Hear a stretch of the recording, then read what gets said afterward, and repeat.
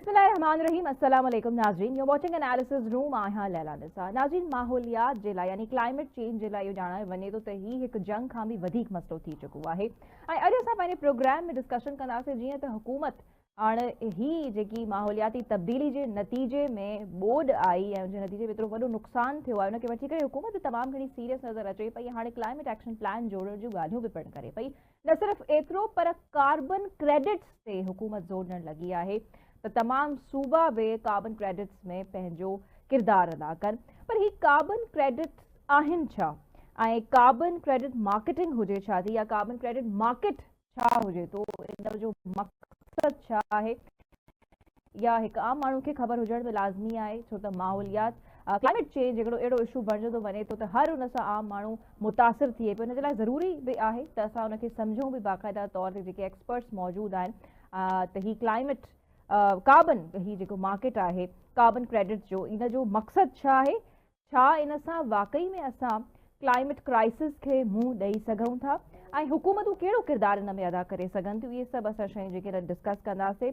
सियासी हवाले खां हुकूमतनि खे कहिड़ी प्लानिंग करणु घुरिजे, छो त पाण बि हुकूमतूं हाणे चवणु लॻियूं आहिनि त हू क्लाइमेट एक्शन प्लान जोड़नि पियूं ऐं उनजे नतीजे में हू तयारी जेको आहे मॉनसून जी बारिशुनि खां ॿोॾ खां अॻु में करे छॾींदियूं। त छा वाकई उहा लाभाइकी साबित थींदी ऐं वाकई में हू सीरियस आहिनि इन शइ खे वठी करे, ऐं इहो कमु मुमकिन आहे या न थी सघे थो या न। इहो सभु तमामु सवाल जेके आहिनि पंहिंजे एक्सपर्ट्स ऐं एनालिस्ट यादो रखंदासीं।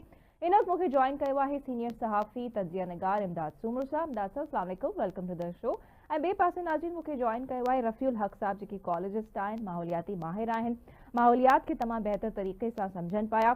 सो अस्सलाम वालेकुम सर, आपका भी बहुत शुक्रिया कि आपने मुझे कीमती वक्त दिया। आपकी इजाज़त से सर मैं शुरुआत जो है इमदाद साहब से करना चाहूँगी कि चूँकि मुसलसल हम शोज़ में ये चीज़ डिस्कस करते आ रहे हैं, सर कंटिन्यूसली इमदाद साहब इहा शइ डिस्कस कयूं पिया। छा माहौलियाती तब्दीली के वठी करे हाणे हुकूमत सीरियस आहे, संजीदा वरितो, छो त क्लाइमेट एक्शन प्लान जोड़ण जी बि ॻाल्हि करे वरिती आहे। छा वाकई में तव्हां सम्झो पिया त जेकॾहिं अॻु में का तयारी कई वञे थी त अहिड़नि आफ़तुनि खां बाक़ाइदा तौर ते बचिजी सघे थो? जी इमदाद साहब, तव्हां वटि आवाज़ अचे पियो मुंहिंजो? महिरबानी लैला, ॾिसो सीरियस जी लैला, बिल्कुलु मुंहिंजो आवाज़ अचे पियो मूंखे? परफेक्ट, जी जी जी इमदाद साहब। लैला, मुंहिंजो आवाज़ अचे पियो? जी जी इमदाद साहब, बिल्कुलु अचे पियो। जी जी, मूं गुज़ारिश इहा पिया की लैला पाण डिस्कस कंदा रहिया आहियूं इन मामले ते। संजीदगी हर हादसे या वाक़े खां पोइ जेको आहे नज़र ईंदो आहे त हुकूमत का प्लानिंग करे थी, ऐं जीअं उहो वाक़ियो गुज़री वेंदो आहे ऐं नॉर्मलाइज़ थी वेंदी आहे सूरत हाल, त पोइ वरी पंहिंजो राति गई बात गई वारी सूरत हाल। हाणे हिन में जेका पाण शक नथा कयूं, थी सघे थो इन दफ़े हुकूमत संजीदा हुजे, पर हुकूमत जी मनसूबाबंदी छा हुजणु घुरिजे, एक्सपर्ट्स उन ते ॿुधाए सघनि था। ऐं एज़ अ लेमैन या थोरो घणो माहौलियात खां मुतासिर या उनखे सम्झंदड़ माण्हू जेको आहे, उन तौर मां ॿुधायां त जेको हुकूमत फौरी तौर ते करे सघे, नज़र हेठि रखंदे तव्हां छा सम्झो पिया त जेके ॻाल्हियूं माहौलियाती तब्दीली खे वठी करे हिन वक़्तु जूं हुकूमतूं करे रहियूं आहिनि उहे वाकई में संजीदा आहिनि? छो त तव्हां यू ऑल्सो एक्सपीरियंस जर्नलिस्ट ऐं तव्हां बि अहिड़ा दौर अॻु में बि ॾिठा आहिनि, हाणे शिदत ख़ैर घणी ईंदी वञे पई, त उन हिसाब सां छा पियो लॻे त संजीदा आहिनि वाकई में? लैला, ॻाल्हियूं त संजीदा हूंदियूं आहिनि, अमल जेको आहे उहो नज़र अचणु घुरिजे। ऐं अमल वारे पासे वधीक फोकस कयां थो पियो त अमल छा आहे। हिकिड़ो अमल उहो आहे जेको तव्हांखे लॉन्ग टर्म करिणो आहे, जंहिं लाइ तव्हांखे हिकिड़ी वॾी प्लानिंग करणी आहे। लंघ बहाल करणा आहिनि पाणीअ जा, त तव्हांखे ॿेला आबाद करणा आहिनि, तव्हांखे जेको मथे केचमेंट एरिया जा जंगलात आहिनि उन्हनि खे तव्हांखे बहाल करिणो आहे। हिकिड़ो अमल इहो आहे जेको शॉर्ट टर्म आहे, जेको तव्हांजे हथ में तव्हां फौरी करे सघो था। दुनिया इहो मुसलसल इन ॻाल्हि खे फोकस करे थी त तव्हां डेल्टा खे ऐं जेको ग्लेशियर्स आहिनि उनखे डिस्कनेक्ट न कयो। माहौलियाती तब्दीली जेका आहे या जेको असरु पए थो, ख़ासि तौर ते जेको सिंधु जो सिस्टम आहे, जेको सिंधु रिवर सिस्टम जेको जंहिंखे पाण चऊं था, सिंता सिस्टम जेको आहे, इहो सिंधु ताज सिस्टम जेको आहे इहो डेल्टा खां ग्लेशियर्स ताईं जेकॾहिं किथे का रंडक रुकावट थींदी त असां इन क़िस्म जी सूरत हाल खे ॾिसंदा रहंदासीं। मुंहुं असांखे ॾियणो पवंदो, संजीदगी ॾेखारणी पवंदी त तव्हां जेके वॾनि डेमनि वारो राग आहे उहो अलापण बंदि कयो, बेशक नंढा नंढा डेम ठाहियो। ॿी ॻाल्हि इहा आहे त जेको सिंधुअ जो वहकिरो आहे उहो वहकिरो सॼो साल हिकिड़ो क्वांटम तव्हां मुक़ररु करे छॾियो, पर उहो डिस्कनेक्ट न थिए डेल्टा ताईं, उहो वञणु घुरिजे। तव्हांजो जेको साहिली पट्टी आहे उन साहिली पट्टी खे तव्हां वधि में वधि ॿेला आबाद कयो। कराची जेको शहर मां जेका इंक्रोचमेंट थिए पई समुंड ते, उहा तव्हां ख़तमु कयो। जहिड़े नमूने सां इंक्रोचमेंट करे जेको कराची जो पुराणो सिस्टम हुयो, जेको समुंड मां सिस्टम उथंदो हो ऐं ग्लेशियर्स ताईं वञी उनखे असरु विझंदो हो, बारिशूं थींदियूं हुयूं, हिकिड़ो असांजो सर्किल हलंदो हो, असां टोड़े छॾियो सही। आहे। सो एक्सपर्ट तव्हांखे वधीक बहितर अंदाज़ में बिल्कुल ॿुधाईंदा, पर बिल्कुल हिकिड़ो बिल्कुल। जेको फौरी तौर ते जेको अमल आहे, तव्हां बेला बहाल कयो, तव्हां जेको आहे डेल्टा ते पाणी खे वञणु ॾियो, ऐं तव्हां वॾनि डेमनि वारो राग बंदि करे तव्हां नंढा नंढा डेम ठाहियो, ऐं आबी गुज़रगाह जेके आहिनि, लंघ जेके आहिनि उहे बहाल कयो। उन खां पोइ बाक़ी फर्दर तव्हां ॾिसो, तव्हां मोटरवे तव्हांजो जेको तव्हां ॻाल्हाईंदो पंहिंजो जेको एक्सपर्ट आहिनि जी असां सां गॾु वेठा उन सां, पर मुख़्तसिर हिकिड़ी जेको ॻाल्हि जेका अॻिते हली आहे उनखे वधीक डिटेल में कंदुमि, त तव्हांजो मोटरवे जेकॾहिं पाणी टोड़े छॾे थो, इन जो मतिलबु आहे त तव्हां कहिड़ो ज़ुल्म कयो आहे पंहिंजे आबी गुज़रगाहनि सां। इन ते तव्हां पहिरीं एक्सपर्ट सां राय वठी वठो राइट। त अॻिते बिल्कुल पंहिंजी राय बिल्कुल ॾियो। इमरान साहब तव्हांजी तरफ़ वापसि अचां थी। असां सां सरफ़ियुल हक़ साहब मौजूद आहिनि, उन्हनि सां ॻाल्हि करे वठूं था। Is an expert and ecologist. Sir, इमदाद साहब से मेरी बात हो रही थी, हमारे सीनियर तज्ज़िया निगार हैं, और उनका ये कहना था कि यानी सियासतदानों का, हुकूमतों की क्या एक जिम्मेदारी आती है। तो उन्होंने बात की कि नेचुरल जो फ्लोज हैं उनको डिस्टर्ब ना किया जाए और उसके साथ साथ जो एनक्रोचमेंट्स हैं उनको ख़त्म किया जाए।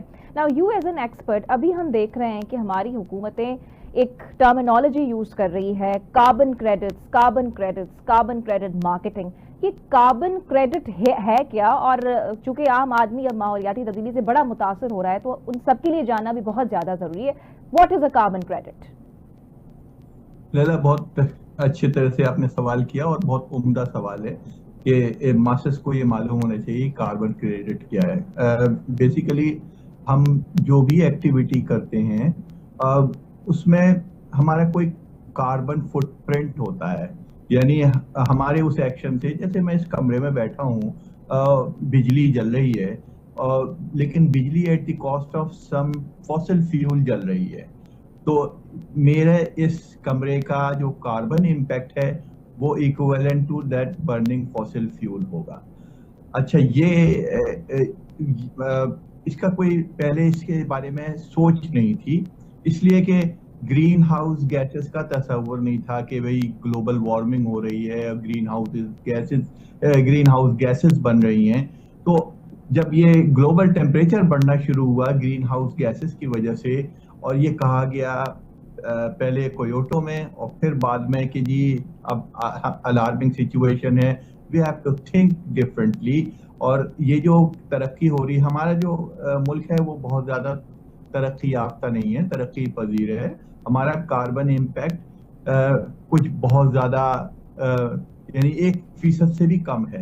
जो ग्लोब में जो लोग कार्बन अपना इम्पैक्ट दे रहे हैं, जो मुख्तलिफ नेशन, उसमें 0.8% का कार्बन इम्पैक्ट आता है, वो पाकिस्तान के हिस्से में आता है, हमारी एक्टिविटी नहीं। लेकिन उसके नतीजे में उसका जो असरात हैं वो हमें सैलाब की शक्ल में, हमें तूफान की शक्ल में और ग्लेशियर मेल्ट की शक्ल में वो मिलने शुरू हो गए। सही। तो इसके लिए हुआ क्या कि वो इंडस्ट्रीज या वो बिजनेसेस खास तौर पे, या वो गवर्नमेंट के जो जिनका कार्बन इम्पैक्ट या कार्बन फुटप्रिंट बहुत ज्यादा है, उन्हें इस एक्टिविटी को नल एंड वॉइड करने के लिए कुछ इन्वेस्ट करना था ऐसी टेक्नोलॉजीज में या ऐसे एस्पेक्ट पे कि जो कार्बन के जनरेशन को नल एंड वॉइड करे। अब जो सबसे बेसिक तरीका अपनाया गया वो ये था कि जी दरख्त उगाए जाएं, यानी एफॉरेस्टेशन प्रोजेक्ट किया जाए जो कार्बन सिंक के तौर पर काम अंजाम देता है। सो 1 टन कार्बन अगर जितना भी जंगल 1 एकड़ या 10 एकड़ या 20 एकड़ जंगल अगर उसको जनरेट एब्जॉर्ब करता है, उसके एवज उसकी इन्वेस्टमेंट के अगेंस्ट एक सर्टिफिकेट इशू होता है, and that is called carbon credit. यानी हम अपने आप को नल एंड वॉइड करने के लिए, यानी इम्पैक्ट को नल एंड वॉइड करने के लिए एक क्रेडिट सर्टिफिकेट की शक्ल में हम अपने आप को प्रोड्यूस करते हैं, और वो जो है कार्बन क्रेडिट कहलाता है। सही। तो सर, बिल्कुल बिल्कुल, आपने बड़े आसान अल्फाज में समझाने की भरपूर कोशिश की है, लेकिन ये भी बताइएगा कि आपने तो ये समझाया हमें कि कार्बन क्रेडिट क्या है, लेकिन ये काम कैसे करता है? आपने वो भी मेरा ख्याल है थोड़ा बहुत हमें बताने की कोशिश की, लेकिन हम फिर चूंकि मैं सवाल रखूंगी थोड़ी सी क्लैरिफिकेशन और मजीद होती जाएगी। कार्बन क्रेडिट मार्केट काम कैसे करती है? हाँ बिल्कुल, ये इसकी मिसाल दूंगा। देखिए, दो तरह की मेजर मार्केट है। एक है मैंडेटरी मार्केट और एक है वॉलंटरी मार्केट। अच्छा। यानी आप ऐसे समझ लें कि इसके मुख्तलिफ सुपर स्टोर्स हैं। एक सुपर स्टोर है जो कि गवर्नमेंट चलाती है और एक सुपर स्टोर है जो कि इंडिपेंडेंट चेन ऑफ बिजनेसेस है। Like CSD is or utility store was a chain or run by government। जी इमदाद साहब, रफ़ील हक साहब असांखे सोलह लफ़्ज़नि में सम्झाइण जी कोशिश कनि पिया, जेको हाणे टर्मिनोलॉजी यूज़ थिए पई, असां जेके गवर्नमेंट जा स्पोक्स पर्सन हुजनि था या उन खां अलावा असां CM साहिबान जी ॻाल्हि कयूं त हू कार्बन क्रेडिट जो लफ़्ज़ इस्तेमालु कंदे तमामु घणो असांखे नज़र अचनि था, उन ते कमु करण जी बि ॻाल्हि कंदा। त ज़ाहिर आहे असांजो इहो आई थिंक सभिनी खे ख़बर हुजणु घुरिजे त कार्बन क्रेडिट हुजे छा थो ऐं कीअं हासिल करे सघजनि था कार्बन क्रेडिट्स। तव्हांजो छा ख़्यालु आहे इमदाद साहब, तव्हां बि यकीनन ते रिसर्च कंदा हूंदो, त छा वाकई में जेकॾहिं कार्बन क्रेडिट मार्केट खे स्ट्रेंथन कयो वञे त उन सां असां क्लाइमेट चेंज खे मुंहुं ॾेई सघूं पिया? What is your analysis? तो लैला, पाकिस्तान में जो कामयाब मॉडल आहे कार्बन क्रेडिट्स जे ज़रिए, उन मां जेकॾहिं रफ़ीक़ुल हक साहब जेके मूंखे करेक्ट कंदा जी, त उन में जेको तमर वारो जेको असांजा ॿेला आहिनि ख़ासि तौर ते जेके केटी बंदर वारी साइड ते, उन्हनि ॿेलनि जे ज़रिए असां कार्बन क्रेडिट कमायूं पिया। उन में कुझु $मिलियन जी जेका आहे उहा छाकाणि जेके उन में प्राइवेट पार्टनरशिप ऐं गवर्नमेंट ॿई मिलियल आहिनि, सो ही सिर्फ़ु सर्टिफिकेट खां वधीक मुंहिंजो ख़्यालु आहे, जेका मुंहिंजी अंडरस्टैंडिंग आहे त हिकिड़ो सर्टिफिकेट खां वधीक जो मामलो। दुनिया तव्हांखे इनिशिएटिव ॾिए थी त तव्हां जेको आहे इनखे मैक्सिमम तव्हां ॿेला आबाद कयो, तव्हां कार्बन एब्जॉर्ब करण जो जेको बंदोबस्तु कयो, त उनजे अगेंस्ट तव्हांखे जेको आहे हिकिड़ी मार्केट ॾिनी वञे थी पई। उहा मार्केट सिर्फ़ु सादी मार्केट सर्टिफिकेट जी मार्केट कोन्हे, जेको मुंहिंजो ख़्यालु। ऐं ॿी ॻाल्हि जेका लैला मूं कई पे, उहा कार्बन क्रेडिट्स खां सां गॾोगॾु जेको आहे असांखे पंहिंजो जेको इंफ्रास्ट्रक्चर आहे उन खे असांखे जेका माहौलियात जी जेका तब्दीली आहे उन सां फ्रेंडली करणो पवंदो, अकॉर्डिंगली उनखे ठाहिणो पवंदो। असां बग़ैर कंहिं प्लानिंग जे, ऐं जेको आहे असां वटि वॾो शौक़ु हूंदो आहे, ख़ासि तौर ते हिते पंजाब में शहबाज शरीफ़ साहब खे वॾो शौक़ु हूंदो हो त महीने 2 अरब रुपए इस प्रोजेक्ट में बचाए। उहे 2 अरब रुपया किथां बचंदा हुया? जेको मोटरवे आहे जिते 10 किलोमीटर जूं पुलियूं हूंदियूं हुयूं त उनखे 500 मीटर ताईं महदूद करणो, त बाबा हे 2 पुलियूं करे ठाहे। हाणे मां ॾिसो जलालपुर वटि जेको आहे सखर लाहौर मोटरवे जेको आहे, उन मोटरवे खे पाणी लोढ़े वियो। इन जो मतिलबु आहे त उहो मोटरवे जेको आहे पाणी जे लंघ ते ठहियल। या पाण जेकॾहिं कराची शाहराह भुट्टो एक्सप्रेस जेका ॾिसूं त उन ते जेको उनजो हिसो लोढ़ियो आहे उहो मलीर नदी जे लंघ ते, या उते हिकिड़ो नंढिड़ो डैम हुयो जेको मलिक नदी खे भर्ती कंदड़ जेको का नदी हूंदी को नए कुदरती रस्तनि खे डिस्टर्ब करण नुक़सान जी तरफ ही वठी वञे तो। सर रफ़ील हक असां सां वही उन्होंने असांखे ज्वाइन कयो है। सर आपकी तरफ आना चाहूंगी मैं, और आपसे यही बात हो रही थी कि हम कार्बन क्रेडिट मार्केट को स्ट्रेंथन कैसे करते हैं या ये काम कैसे करता है, तो आप हमें आसान लफ्जों में बताने की कोशिश कर रहे थे, प्लीज कंटिन्यू कीजिएगा। हाँ, देखिए उसमें मैंडेटरी मार्केट ये होती है कि जो हमारे मुल्क के अंदर किसी भी मुल्क में एक उसकी अपनी रजिस्ट्री होती है। वो रजिस्ट्री यानी जैसे मैंने आपको मिसाल दी ना कि यूटिलिटी स्टोर्स का एक पूरा नेटवर्क था जो गवर्नमेंट रन था, अब वो बंद हो गया किसी वजह से, लेकिन गवर्नमेंट ऑस्पिसेस में था, तो गवर्नमेंट उसकी रिस्पॉन्सिबल होती है उस प्रोजेक्ट को रिसीव करने की, वेरीफाई करने की, और उसके कार्बन क्रेडिट को कि भाई मेरे पास या हमारे मुल्क में इतना क्रेडिट अवेलेबल है, we have to market it in an international purchasers, right? तो ये मैंडेटरी, और उसके एवज गवर्नमेंट को जो कॉन्फ्रेंस ऑफ द पार्टीज में जब जाती है तो वो ये कहते हैं कि हमारा नेशनल इम्पैक्ट अगर 1830 मिलियन मैट्रिक टन था, तो अब हमने इतनी एक्टिविटी की है, इससे हमारा इम्पैक्ट और मजीद कम हो गया। सो ये नेशनल, ये वॉलंटरी मार्केट का काम है, मैंडेटरी मार्केट का काम है। वॉलंटरी मार्केट जो कि अभी हमारे भाई ने जो बताया, बिल्कुल इसी तरह से डेल्टा ब्लू कार्बन है, क्योंकि हमारे पास अनफॉर्चुनेटली पाकिस्तान में नेशनल रजिस्ट्री एग्जिस्ट नहीं करती। तो हम सर इमदाद जो है वो एक और चीज पूछना भी चाह रहे थे, हम भी समझना चाह रहे हैं कि क्या टिम्बर के जरिए हम कार्बन क्रेडिट्स ऑलरेडी कमा रहे हैं? जी माशाल्लाह, आप एक बहुत अच्छा बड़ा वायबल और इससे फेदर इन द हैट, ये तो हमारी बड़े फख्र की बात है कि हम कार्बन क्रेडिट कमा रहे हैं, और न सिर्फ कमा रहे हैं बल्कि इकनॉमी भी कमा रहे हैं।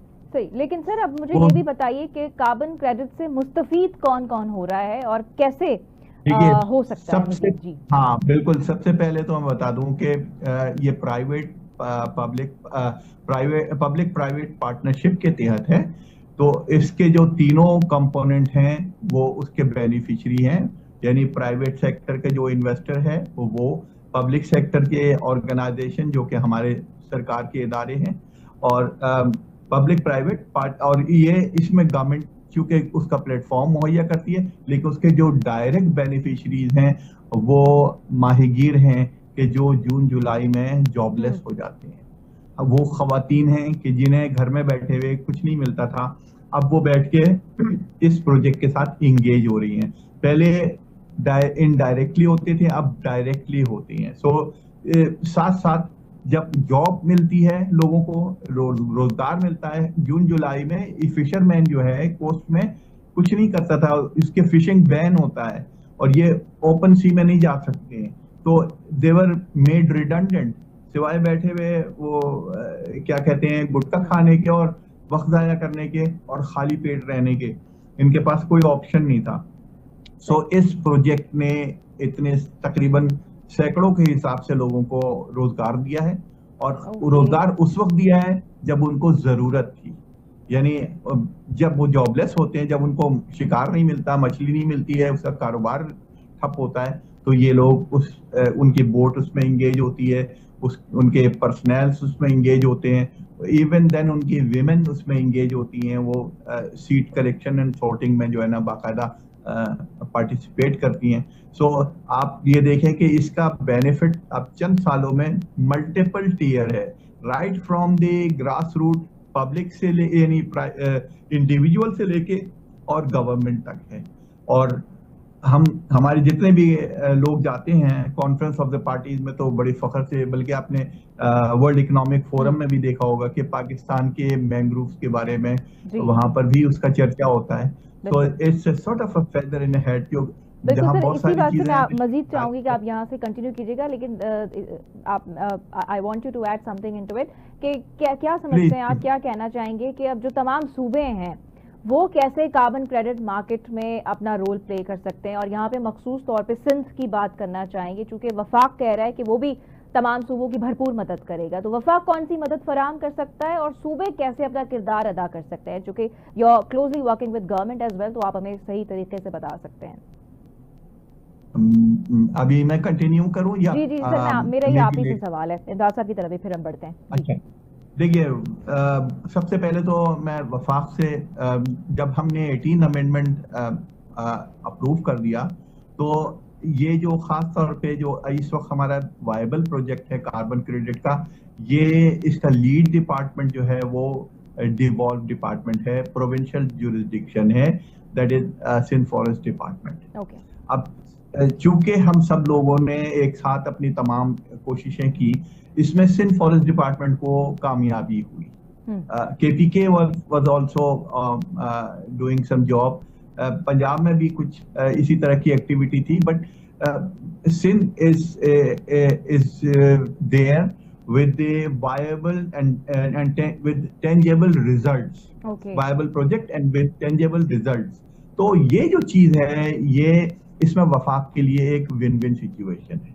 विन विन सिचुएशन ये है कि इस चीज को प्रोमोट करे, ना कि इसको इम्पीड करे। प्रोमोट ये करे कि जो जिसका एक्सपीरियंस ज्यादा है they should be taken care of, और उनके लिए इनेबलिंग एनवायरनमेंट प्रोवाइड किया जाए, ना कि हम अगर फर्ज कीजिए कि हम बहुत सारे चेक्स लगाने शुरू कर देंगे कि ये this is our jurisdiction, this is your jurisdiction, तो वहां पर मामला फिर स्लो डाउन हो जाते हैं। राइट। बहुत शुक्रिया सर आपके कीमती वक्त का, and very sorry to interfere you, चूंकि हमारे पास वक्त की भी बड़ी कमी है, लेकिन आपकी एक्सपर्टीज से हमें बहुत कुछ सीखने को मिला, so thank U very much for your precious time. नाज़रीन, इतनी शॉर्ट कमर्शियल ब्रेक वठंदासीं, अञा वधीक असां चाहियूं था त कार्बन क्रेडिट के समझूं, छो त ही आम माण्हू जी ज़िंदगी जो सवाल आहे, ऐं हुकूमतनि खां जीअं पोइ आम माण्हू बि सवाल करे सघे त हू माहौलियात खे वठी करे केतिरो संजीदा आहिनि।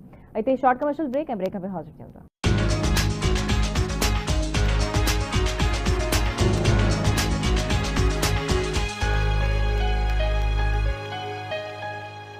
वेलकम बैक नाज़रीन। असीं ॻाल्हि कयूं पिया माहौलियाती तब्दीली खे, छो त इन जा असर हाणे अचणु शुरू थी विया आहिनि ऐं ही जंग खां बि वधीक ख़तरनाक इशू बणिजी चुको आहे ऐं तमामु हुकूमतूं इनखे मुंहुं ॾियण जी कोशिशि कनि पियूं। पर असां मख़सूस तौर ते ज़ाहिर आहे पंहिंजे मुल्क पाकिस्तान जी ॻाल्हि कंदासीं त असांजी हुकूमतूं केतिरियूं संजीदा आहिनि इन इशू खे फेस करण जे लाइ। ऐं हाणे जेके न्यू टर्मिनोलॉजीज़ मार्केट में अचनि थियूं, जीअं त असीं हाणे सवेर कार्बन क्रेडिट मार्केट खे डिस्कस कयूं पिया त हू छा आहे, इहो मार्केट कमु कीअं करे पियो, असां कार्बन क्रेडिट्स कमाए कीअं सघूं पिया, ऐं इहे तमामु जेके इन्हनि सवालनि जा जवाब आहिनि सर रफ़ीउल हक़ साहब असांखे ॾियण जी कोशिशि कई पए ऐं इमदाद साहब हिन जे हिकिड़े ॿिए पहलू ते ॻाल्हि करण जी कोशिशि कई त ही कीअं आख़िर हुकूमतूं जेकी आहिनि फेस करे सघनि थियूं या कोप करे सघनि थियूं क्लाइमेट चेंज खे वठी करे। जेके नेचुरल फ्लोज़ आहिनि ख़ासि उन्हनि खे डिस्टर्ब न कयो वञे ऐं इंक्रोचमेंट जेके आहिनि उनखे बाक़ाइदा तौर ते हटायो वञे। सो कार्बन क्रेडिट्स खे असीं कंटिन्यू कंदासीं इमदाद साहब जे एनालिसिस खे वठी करे। इमदाद साहब, तव्हां सर रफ़ीउल हक़ जी बि ॻाल्हि ॿुधी पए ऐं तव्हांजो छा तव्हांखे लॻे पियो त वाक़ई में सूबा जेके आहिनि हू सही तरीक़े सां जेकॾहिं वफ़ाक़ मदद करे त हू कार्बन क्रेडिट में पंहिंजो हिसो रोल प्ले करे सघनि था, या इन शइ जी का इन कोऑर्डिनेशन जी का ज़रूरत कोन आहे कार्बन क्रेडिट मार्केट में हिसो वठण लाइ? ॾिसो लैला, कोऑर्डिनेशन हुजे वधीक बहितर आहे। कोऑर्डिनेटेड एफर्ट जेका हूंदी आहे उन में वधीक रिज़ल्ट मिलंदा आहिनि। पर जेकॾहिं न बि हूंदी त सिंध इहो साबित कयो आहे त वफ़ाक़ जे ताउन ऐं मदद खां सवा जेको सिंध कार्बन क्रेडिट कमायो आहे मैंग्रोव्स जे ज़रिए, तमर जे ज़रिए, उहो हिकिड़ो मिसाल आहे। असां बिलियन ट्री सोनामी असां ॿुधो, पर उहो ग्राउंड ते कोन्हे। ऐं जेकॾहिं हुजे हा त यकीनन को कार्बन क्रेडिट को रिकॉर्ड को सर्टिफिकेट को इनकम उनजी हुजे हा। जेका रफ़ीउल हक़ साहब जेका ॻाल्हि कई पिन त मुहाणनि खे उनजी इनकम मिले थी, थोरो उनखे छाकाणि त मां उन ते कमु बि कयो, मूं पंहिंजो उते डेल्टा ते वञी उन सॼी सूरत हाल खे, जेके ही तमर जा ॿेला आहिनि लखे हेक्टर्स ते, उहे विज़िट कया आहिनि। उते इहो थिए थो त हिकिड़ो जेका ज़ाहिर पब्लिक प्राइवेट पार्टनरशिप आहे उन में पोइ जेको कार्बन क्रेडिट अचे थी, अमाउंट अचे थी, उहा शेयर थिए थी हुकूमत में ई उन प्राइवेट पार्टनर में। पर जेको उते लोकल मुहाणा आहिनि उन्हनि खे रोज़गार मिले थो, उन्हनि खे इन कम सां लॻायो वञे थो त तव्हां उन्हनि जो ॿिज चूंडियो ऐं हिकिड़ी वॾी नर्सरी ठहियल आहे। उन नर्सरी मां पोइ जीअं उहो तयारु थिए थो या कलम थिए थो उन शक्ल में उनखे वञी पोइ जीअं रोंबो थींदो आहे ईअं उन्हनि खे वञी लॻाइबो आहे। सो उहो हिकिड़ी वॾी उन्हनि खे उन में जेको आहे ॾियारी ते पैसा मिलनि था, उन्हनि जो रोज़गार बि थिए थो। सो हिकिड़ी जेको आहे उनजो हिकिड़ो वॾो कंट्रीब्यूशन आहे हिन सॼे जेको ॿेलेसारी जेका आहे, ॿेलो जेको लॻायो वियो आहे, नओं ॿेलो जेको लॻायो वियो आहे, पुराणो ख़तमु थी वियो त ॿेले खे बहाल कयो। हाणे हिकिड़ी त इहा शइ आहे। ॿी जेका शइ आहे उहा जेका मूं अॻु में ॻाल्हि कई शुरूअ में, हिते उन में वफ़ाक़ जी जेका आहे उहा कोऑर्डिनेशन ज़रूरी आहे। असां वटि सभिनी खां वधीक जेके जंगलात आहिनि उहे या त आहिनि पहाड़ी इलाइक़नि में, ख़ैबर पख्तूनख्वा में, गिलगित बल्तिस्तान में, स्कर्दू में, या पंजाब जा जेके मरी वारा पहाड़ आहिनि उन्हनि में, इस्लामाबाद में। ॿिया असां वटि ॿेला जेके आहिनि उहे आहिनि असां वटि दरिया ते।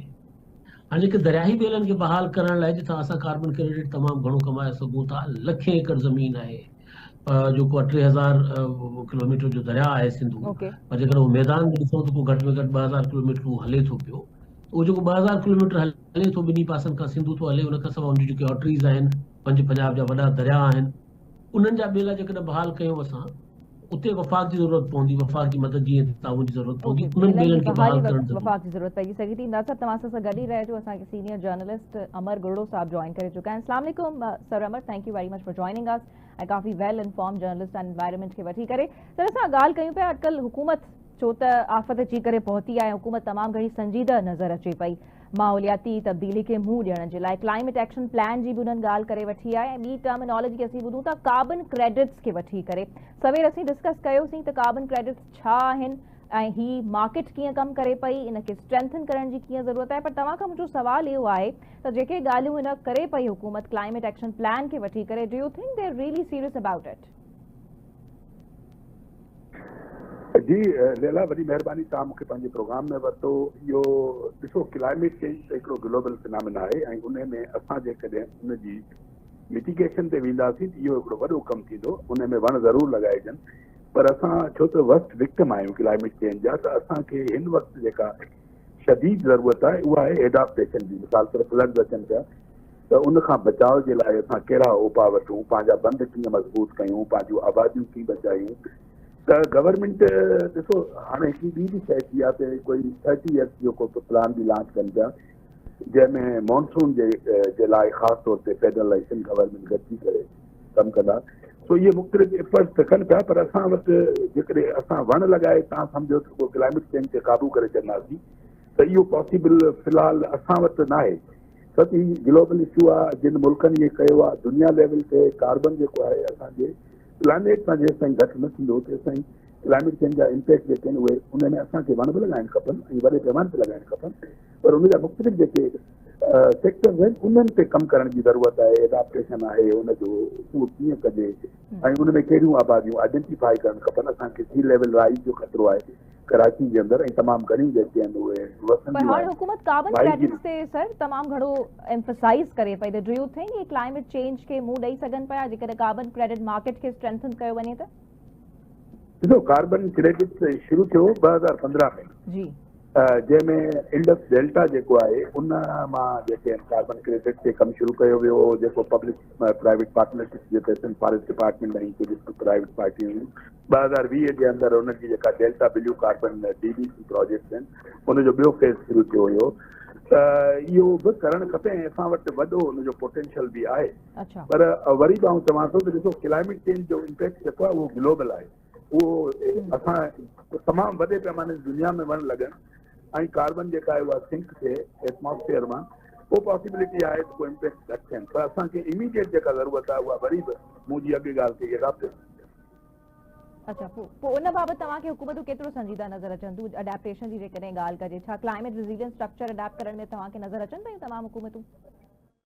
ॾिसो, जेकॾहिं इहो कीअं कनि हा त पंजाब जे लाइ हिकिड़ो आम तासुर आहे जो तमामु ज़बरदस्त सूबो आहे, उते वॾा प्रोजेक्ट हलनि था। पर असां हींअर ॾिठो शहरनि जा शहर जेके आहिनि उहे डुॿी विया आहिनि ऐं सैलाब ख़ासि तौर ते जेको दरियाई सैलाब आहे उनजे लाइ त असांखे ग्राउंड ते के शयूं नज़र नथियूं अचनि। मिसाल तौरु पाणी जा लंघ जेके आहिनि असांखे साफ़ करणा हुया, पंहिंजे जेको असांजी हेठी सिंध आहे ॾखण सिंध आहे उन मां मीपुखास जी बि आहिनि। छो त पाकिस्तान में जिते बि फ्लड ईंदो पाणी हुनजो वरी सिंध मां थी समुंड वञिणो आहे, त उन जे लाइ जेके शयूं करणु खपनि उहे असांखे ग्राउंड ते नज़र नथियूं अचनि। ओके सर, पोइ इनखे वठी करे जेके हुकूमतूं ॻाल्हियूं कनि पियूं, climate action plan, carbon credit market, per your an experience journalist इमदाद साहब असां सां गॾु मौजूदु आहिनि, त तव्हांखे यानी इहो सभु जेकॾहिं नज़र नथो अचे त पोइ त ही सिचुएशन में अञा इंटेंसिटी ईंदी वेंदी ऐं अञा माहौलियाती तब्दीली उन जा असर जेके आहिनि उहे अञा नुक़सान पुॼाईंदा रहंदा आवाम खे, सभिनी खे इनफैक्ट।